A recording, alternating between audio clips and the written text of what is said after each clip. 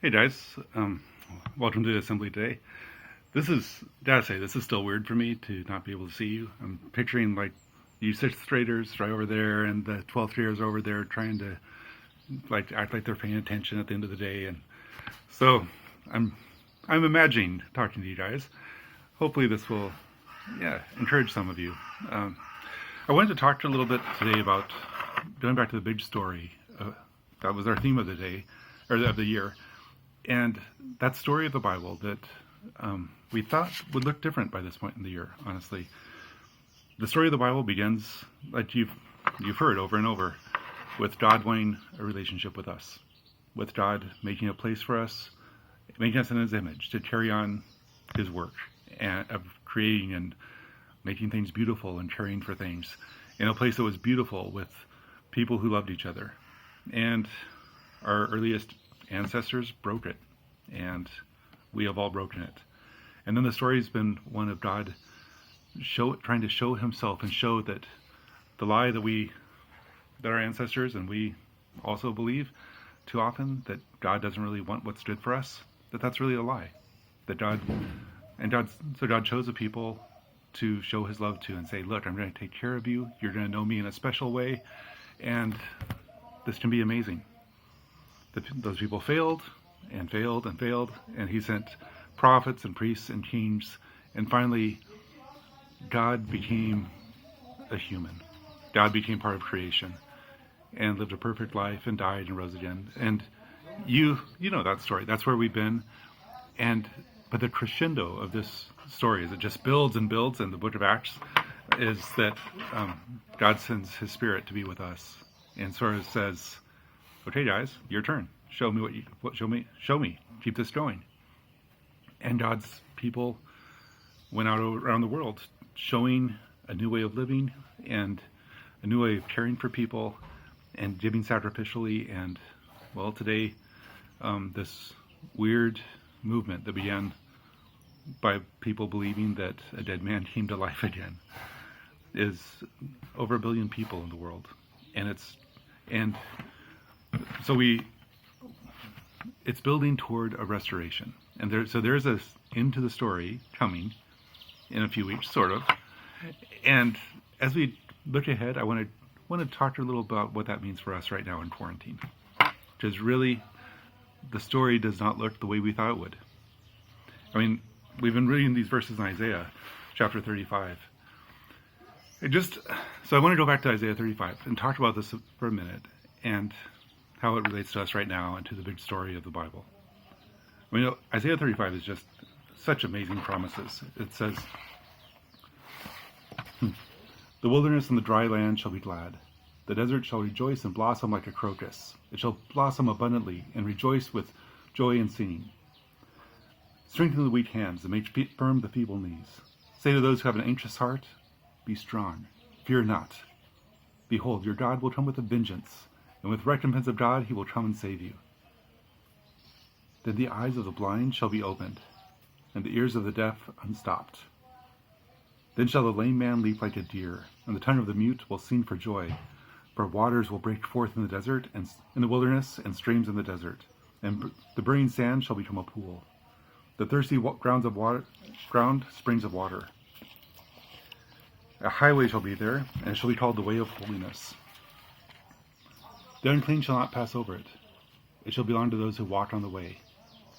Even if they are fools, they shall not go astray. I love that. Even foolish people won't be able to get off the straight road. No lion shall be there, nor shall any ravenous beast come upon it. They shall not be found there, but the redeemed shall walk there. And the ransomed of the Lord shall return and come to Zion with singing. Everlasting joy shall be upon their heads. They shall obtain gladness and joy, and sorrow and sighing shall flee away. I mean, that's just amazing.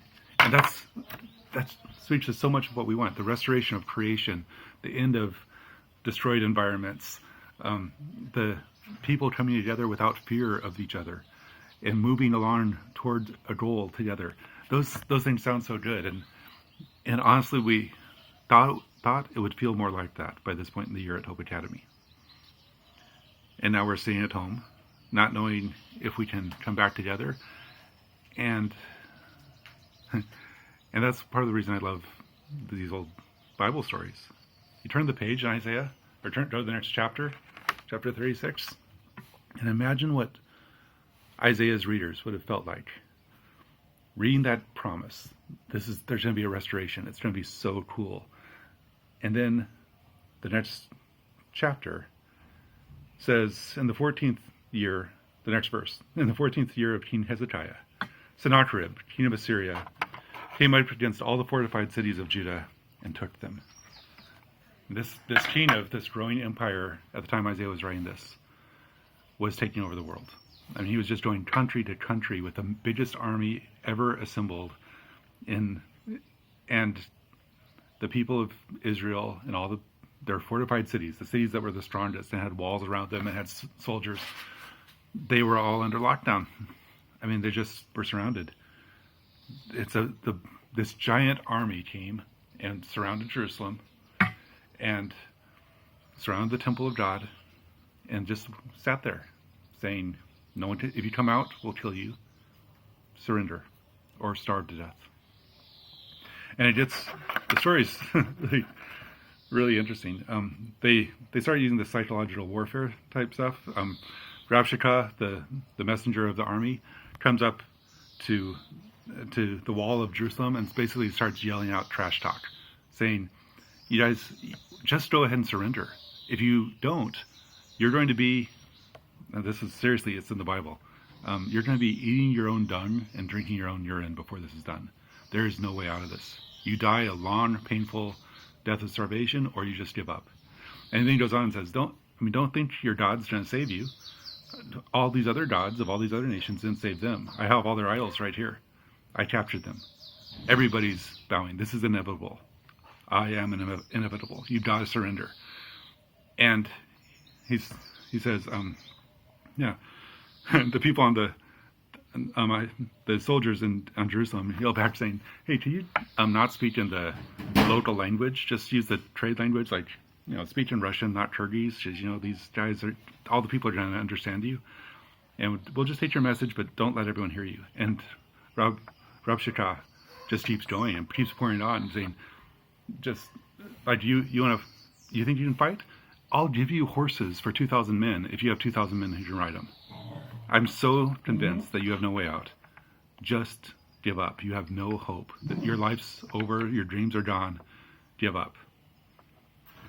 Well, the men on the wall. Now this story goes on for several chapters, so this is a really short version. Don't worry. I'm not going to go through verse by verse. But the king, Rabshakeh, gives the message, and the messengers take it to King Hezekiah. And Hezekiah calls in the prophet Isaiah and says, "Look at this message. What do we do about this? Is there any hope? Should we just surrender? We have no alliances possible right now. We can't call on Egypt. We can't call on other help. What do we do?" And Isaiah prays, and he says, "Because you prayed to me concerning Sennacherib, king of Assyria." This is what the Lord says. "Because you prayed to me about Sennacherib, king of Assyria, this is the word that the Lord has spoken." And he goes on to say, they're going to be free. They're going to be able to eat food the next year. They're not going to starve to death. And the Lord will just make Sennacherib go home. That's the plan. Just let this mighty army just leave. And then it goes on and says, the next day, Sennacherib heard a rumor of trouble in another area, and he withdrew with a bunch of his troops. He just left. But he didn't take all his troops. A lot of soldiers were still there, a lot. And so the ones who were left, Rabshakeh comes back and says to the dogs are barking. Rabshakeh comes back and repeats the same types of threats and says again, "Don't think your God's going to save you. I'm still here. Even if one person left, you are going to die." So imagine the feeling of these soldiers and sorry, a little dog discipline issue going on. So imagine the feeling of these these Israelites. They thought they were the people of God. They thought they would have this great promise. And now they're in severe lockdown. No one goes out in or out of the city. They're facing starvation. And they have this massive army. And this time Hezekiah didn't even call for the prophet. He just took the letter from the messengers and walked into the temple of God and laid it on the ground and said, God, and prays out, Lord, have you seen this? Lord, read this letter. Lord, I love this image of Hezekiah just sitting there in the temple. God, do you see what they're saying about you? Don't you get mad at this? Don't you want to show that you're really here? You're really God. Be God. Show your power. Please just show us. And the Lord does. The next day, well, that night, it says, an angel of the Lord went out and killed 180,000 soldiers in the army that was around Jerusalem. And in a straight verse, it says, and when the Assyrians woke up in the morning, all the people who woke up saw was dead people. So he left just enough to be witnesses that you don't take these temporary situations as a reason to question the Lord God. It's not worth it. Don't challenge him on this. He's still in control. He's got this. The Syrian army was wiped out. They dispersed. They went back home. It's interesting that we have little bits of Sennacherib's accounts of the time, his own, from other historical sources. Outside the Bible, we have records of his own account, and it goes through. I killed this king. I killed this king. I killed this king. I killed this king. I locked up Hezekiah like a bird in a cage. I killed this king. I killed this king. Yeah, he didn't. Jerusalem was saved. Sennacherib, it says in the Bible, and it's again confirmed by outside sources. He died while worshiping his own God in his temple back in Assyria.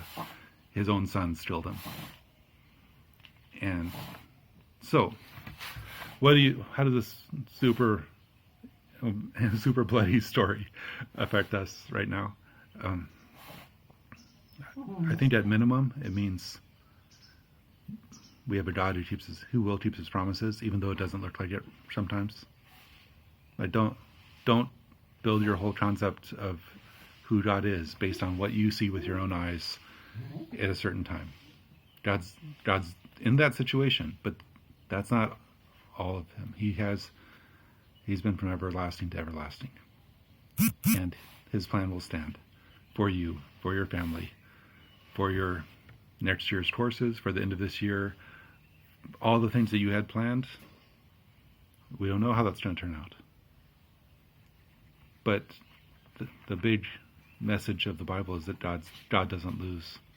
And the big story involves a lot of suffering of God's people all the way through. And it involves a whole lot of turning to joy. It involves us needing to strengthen the weak hands and make firm the feeble knees. Say to those who have an anxious heart, be strong, fear not. Then the eyes of the blind shall be opened, and the ears of the deaf unstopped. Then will the lame man leap like a deer, and the tongue of the mute sing for joy. So I'm praying for you guys.